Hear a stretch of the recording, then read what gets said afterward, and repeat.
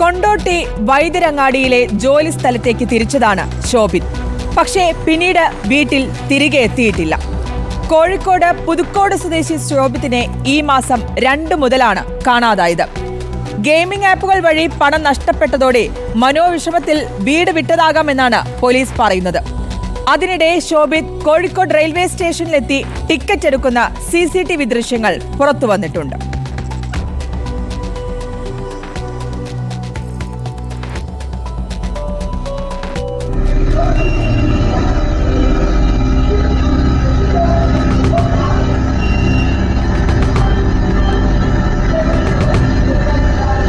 കൊണ്ടോട്ടി വൈദ്യരങ്ങാടിയിലെ ജോലി സ്ഥലത്തേക്ക് തിരിച്ചതാണ് ശോഭിത്. പക്ഷേ പിന്നീട് വീട്ടിൽ തിരികെ എത്തിയിട്ടില്ല. കുടുംബം പോലീസിൽ പരാതി നൽകി. പോലീസ് അന്വേഷണം പുരോഗമിക്കുന്നുണ്ട്.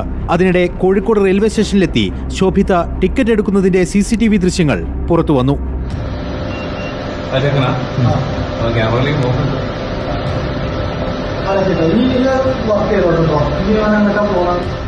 രണ്ടാം തീയതി രാവിലെ 10 മണിയോടെ റെയിൽവേ സ്റ്റേഷനിലെത്തിയ ശോഭിത തലശ്ശേരിക്കാണ് ടിക്കറ്റ് എടുത്തത്.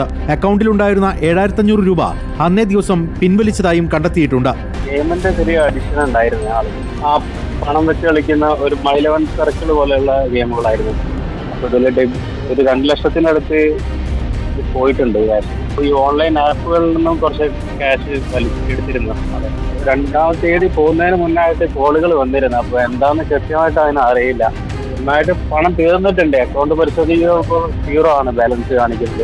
ഗെയിമിംഗ് ആപ്പുകൾ വഴി പണം നഷ്ടപ്പെട്ടതോടെ മനോവിഷമത്തിൽ വീട് വിട്ടതാകാമെന്നാണ് പോലീസിന്റെയും നിഗമനം. അതേസമയം മൊബൈൽ ഫോൺ കേന്ദ്രീകരിച്ചുള്ള പരിശോധനയിൽ ഗോവ ഭാഗത്തേക്ക് ശോഭിത് സഞ്ചരിച്ചതായുള്ള സൂചനകൾ പോലീസിന് ലഭിച്ചിട്ടുണ്ട്. ഇയാളെ കണ്ടെത്താൻ അന്വേഷണം ഊർജിതമാക്കി.